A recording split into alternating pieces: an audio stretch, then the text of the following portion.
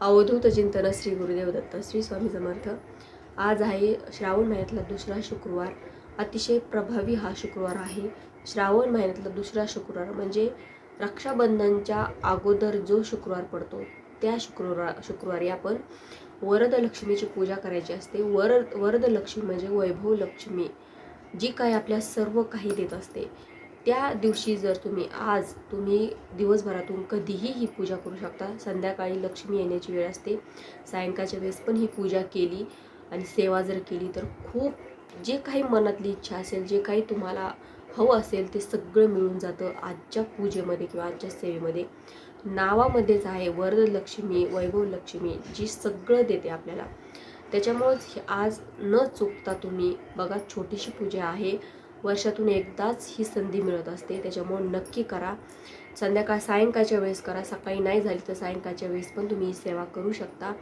तर काय करायचं आहे तुम्हाला, तुमच्याकडं लक्ष्मीची मूर्ती असेल, चांदीची असो किंवा पितळेची असो, लक्ष्मीची मूर्ती असेल तर मूर्तीला श्रीसूक्त म्हणून अभिषेक करा। दुधाचा अभिषेक करा, पाण्याचा करू शकता किंवा पंचामृताचा करू शकता। तर अभिषेक करायचा, त्याच्यानंतर मूर्ती स्वच्छ धुवून जागेवर देवघरामध्ये ठेवायची किंवा एक सेपरेट पूजा पण तुम्ही मांडायची असेल तर मांडू शकता, पण देवघरात ठेवली तरी चालते। तर ती देवघरामध्ये ठेवायची, तिला लाल फुलं अर्पण करायचं, तिला गजरा, जे काही महालक्ष्मीला आपल्या आवडतं ते तुम्ही तिला अर्पण करायचं। तुमच्याकडे जे बघा यथाशक्ती जे असेल ते, असं नाही की आपल्याकडे काहीच नाही पण आपण धावपळ करून आणून करतो, ते महालक्ष्मीला आवडत नाही। आणि आपल्याकडे जे आहे तसं आपण करायचं असतं। तर जे काही आहे ते तुम्ही तिची तशी पूजा करायची, एखादं फळ तिला अर्पण करायचं।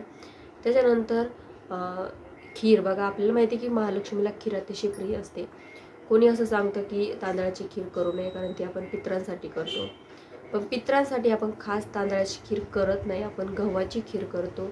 पण बरेच जण तांदळाची करतात, पण तांदळाची खीरसुद्धा खास लक्ष्मीला तांदळाचीच खीर प्रिय असते, त्याच्यामुळे तांदळाची खीर करा। नाही करता आली तर शेवाळ्याची करा, मखाण्याची करू शकता, पण खीर आवर्जून करा तुम्ही। खिरीचा नैवेद्य दाखवायचा, त्याच्यानंतर सेवा काय करायची बघा। तुम्हाला वैभव हवंय, तुम्हाला जे काही बघा, नवरा बायकोंची भांडणं होत असतील, त्यांचं जमत नसेल, त्याच्यानंतर तुमच्या मुलाबाळांची लग्न होत नसतील, तुम्हाला घर हवंय स्वतःचं, त्याच्यानंतर तुम्हाला संतती प्राप्त नाही आहे, त्याच्यासाठी पण तुम्ही सेवा करू शकता। जे काही तुम्हाला पाहिजे ते तुम्हाला आजच्या दिवशी मिळून जातं। त्याच्यामुळे छोटीशी का होईना, यथाशक्ती कशी का होईना, तुम्ही पूजा आज नक्की करा। तर सेवा काय करायची, तर तुम्हाला माहिती आहे की लक्ष्मी अष्टकम वाचायचं आहे। त्याच्यानंतर लक्ष्मी स्तुती, ज्याला आपण श्रीसूक्त म्हणतो, ती पण तुम्हाला आज घ्यायची आहे। तुम्ही कुंकुमार्चन सुद्धा श्रीसूक्तावर आज श्रीयंत्रावर आज करू शकता। श्रीसूक्त म्हणून 16 वेळेस श्रीसूक्त म्हणून तुम्ही करू शकता, तुमच्याकडे श्रीयंत्र जर असेल तर।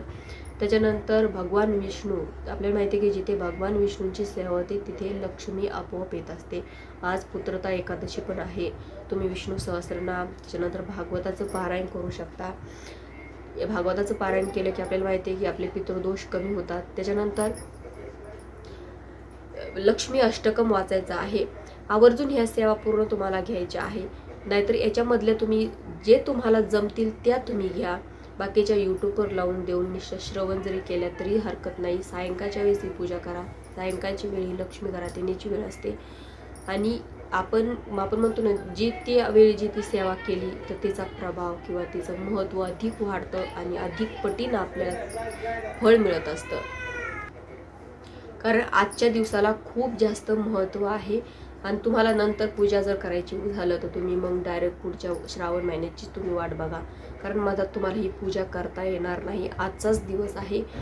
तर काय करायचं, आणि एक उपाय करायचा तुम्हाला, आपण माहिती आहे की दरवाजाला आपण दरवाजाला उभारायला आपण हळदीचं लेपन करतो, हळदीचं लेपन अवश्य करा। पण हळदीचं लेपन केल्यावर त्याच्यानंतर तुम्हाला त्या दरवाजापाशी तुम्हाला शुद्ध गाईच्या तुपाचा दिवा लावायचा आहे।